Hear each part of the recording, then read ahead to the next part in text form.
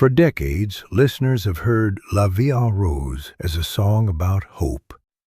It opens with a melody so gentle it seems to arrive from somewhere just out of reach, and a voice that sounds as though it has already decided the world is good, despite everything. But the take that was finally released in 1947 was not the first one Edith Piaf recorded that day in the small Paris studio, and the difference between the two recordings was never explained to anyone outside the room. The first take ended early, not because of a wrong note, not because of a missed cue from the orchestra, and not because of any technical failure. It ended because, 12 bars into the song, Edith Piaf raised her hand and the music stopped. To understand why this moment mattered and why the second take sounds the way it does, you have to go back to where La Vie en Rose came from in the first place, and to the city it was written in. By the mid-1940s, Paris was a city learning how to breathe again. The war had ended, but its weight had not lifted. Streets that had been silent for years were filled again with the sounds of cafes reopening, trams running, and music drifting out of small clubs, where singers performed for audiences who had spent years afraid to gather in groups at all.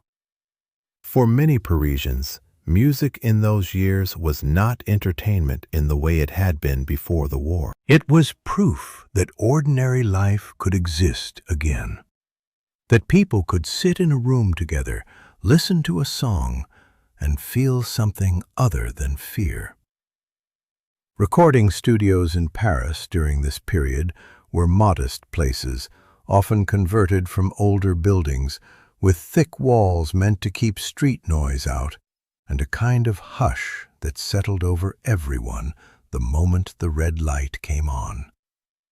Sessions were expensive, tape and acetate were not unlimited, and a singer who needed many takes to get a song right was a singer who cost the studio money. There was an unspoken expectation, understood by everyone in the room, that professionals did not waste takes. A singer arrived prepared, sang the song, and the engineers captured it. Edith Piaf had spent the war years performing for audiences that included both French civilians and German officers, a position that had placed her under quiet suspicion in the years immediately after liberation. She had not been accused of anything formally, but she understood, in the careful way performers understand these things, that her name carried a weight she had not asked for. Some venues had grown cautious about booking her. Some critics, eager to draw clear lines between collaboration and resistance in a country still sorting through its own wartime conscience, had written about her career with a coolness that had not existed before the war. She needed something that belonged entirely to her. A song that could not be questioned, could not be reduced to a wartime compromise, and could speak directly to people who needed to believe that something good could still exist, regardless of what had come before. La Vie en Rose became that song. The lyrics were hers. She had written them herself, working through phrases in hotel rooms and dressing rooms, testing words out loud the way she tested everything, by singing them, not by reading them. She was known, among the people who worked with her, for carrying scraps of paper with half-finished lines, returning to them over weeks, crossing out words that sounded right on the page but wrong in her mouth. The melody came from a composer she trusted, a melody simple enough that it seemed to have always existed, the kind of tune that felt less written than remembered. But the words, and the feeling underneath them, were entirely her own. This was not a song written for her. It was a song written by her, about a kind of happiness she had rarely been allowed to keep for very long. By the time of the recording session, Edith Piaf's life had included more loss than most people experience in a lifetime. A childhood marked by hardship, early friends and mentors who had died suddenly, and relationships that had a way of arriving with great intensity and ending without warning. She did not speak about these things often, and when she did, she spoke about them the way she sang, directly, without embellishment, as though stating a fact rather than asking for sympathy. But the people closest to her knew that certain songs, certain lines, carried weight that had nothing to do with the audience and everything to do with her own life. La Vie en Rose, with its simple image of a hand reaching for another hand, of being held without needing to ask, was one of those songs. When the day came to record it, the studio was small, the kind of room where the walls seemed to absorb sound rather than reflect it, and where the musicians could see each other without needing to look up from their instruments. Edith Piaf arrived early, as she usually did. She had performed the song live several times by then, in small clubs, to audiences who had reacted with the kind of stillness that told her the song was working. The particular silence of a room that has stopped thinking about anything except what it is hearing. But a live performance disappears the moment it ends. A recording does not. Whatever happened in that studio that day would exist permanently, played and replayed, long after the room itself was empty, long after everyone in it had gone home and moved on with their lives. Edith Piaf understood this distinction better than most performers of her time. She had already seen how a single recording could outlive an entire career, how a song captured in 3 minutes could become the thing people remembered when they had forgotten everything else. The orchestra ran through the arrangement once without her, adjusting balance and tempo, the conductor marking small notes in the margins of his score. Then Edith Piaf stepped to the microphone, and the first take began. For the first 11 bars, everything proceeded the way it had in rehearsal. Her voice entered exactly where it was supposed to, carrying the opening lines with the same warmth she had used in performance after performance. The musicians, watching her rather than their sheet music, could tell almost immediately that something about this take felt different from the rehearsal. Fuller, more present, the kind of take that engineers sometimes recognize within seconds as the one that will end up being used. One of the violinists later remembered thinking, in the middle of playing, that this was going to be the take, that whatever they did after this would simply be trying to recapture something that was already happening. And then, on the 12th bar, Edith Piaf raised her hand. The orchestra stopped immediately. In a room that small, a raised hand from the singer was an unmistakable signal, and every musician lowered their instrument at once. The sudden silence was almost more startling than any wrong note could have been. For a moment, nobody moved. The engineer, watching through the glass, assumed there had been a technical problem, a buzz in the headphones, a missed cue, something mechanical that needed adjusting before they could continue. But Edith Piaf did not look toward the booth. She stood at the microphone with her hands still raised, her eyes fixed on a point somewhere past the musicians, past the walls of the studio entirely. For several seconds, long enough that the silence itself became part of the moment, she did not speak. This was the choice that nobody in that room had been prepared for. Not whether to continue the recording. She had never, in any session before or after, simply walked away from a take. The choice was smaller and far more private. It was whether to let the room see what had just happened to her, or to gather herself quickly enough that no one would ask. The line she had just sung, the 12th bar, the one that had stopped her, was a simple phrase about a hand reaching for another hand, about being held without needing to ask.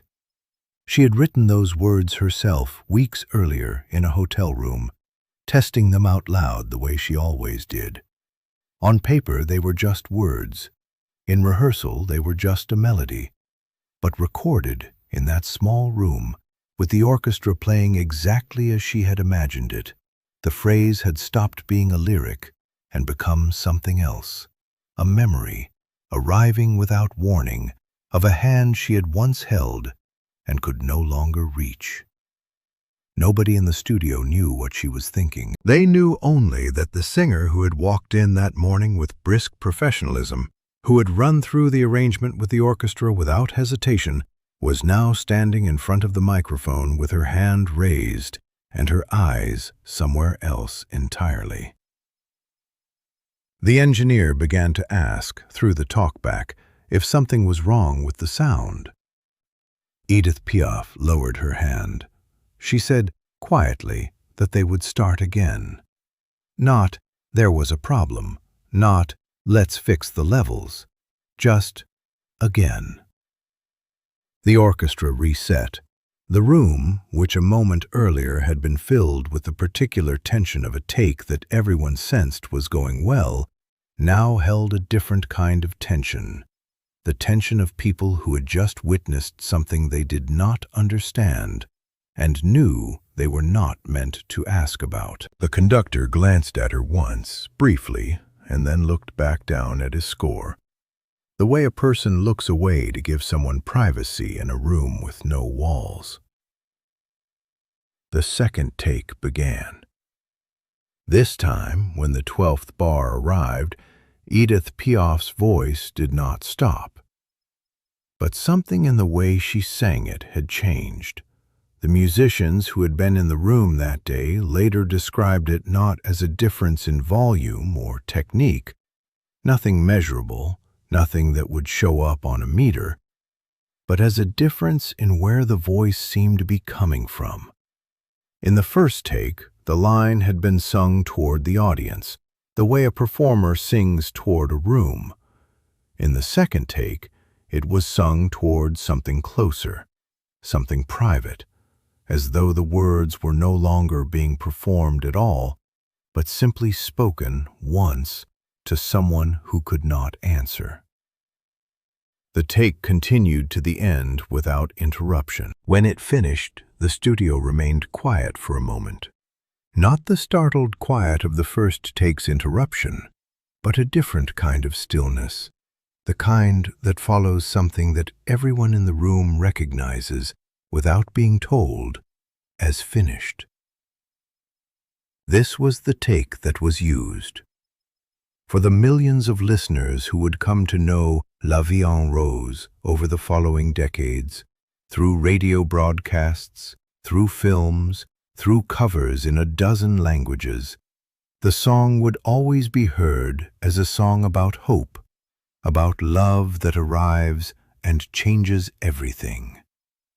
And it is that. But the engineers who worked that session and the musicians who played it carried something else with them. The knowledge that the version the world fell in love with was not the first attempt, and that the difference between the two takes had nothing to do with technique. It had to do with 12 bars of music that, for a few seconds, stopped being a song and became something Edith Piaf was not yet ready to sing out loud, until, on the second try, she found a way to sing it anyway.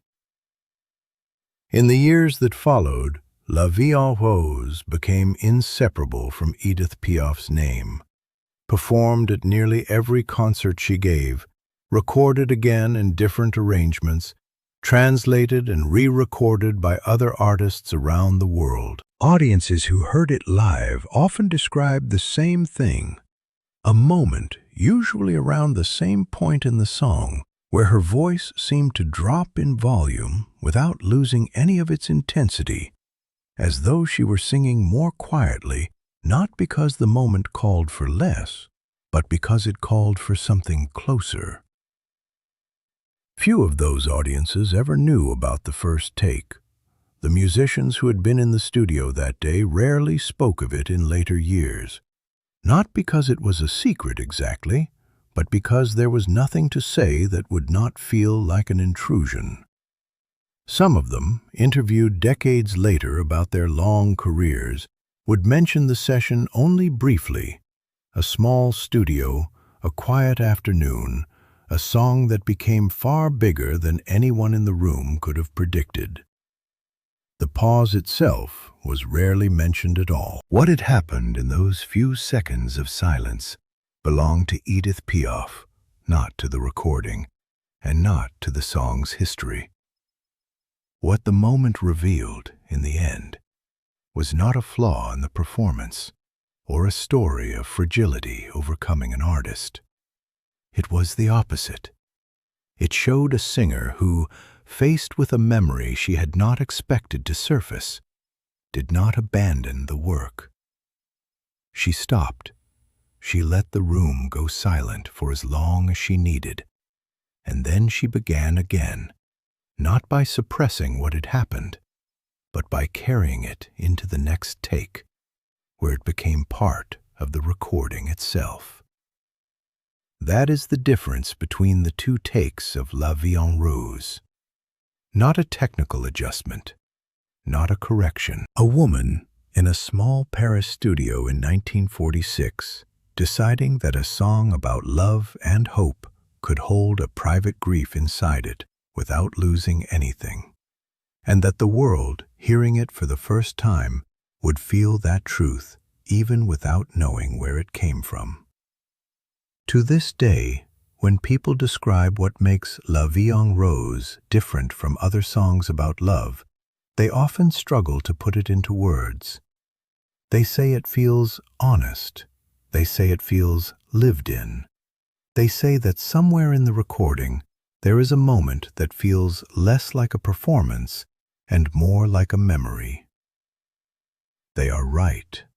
And it began with 12 bars, a raised hand, and a silence that no one in that room ever fully explained.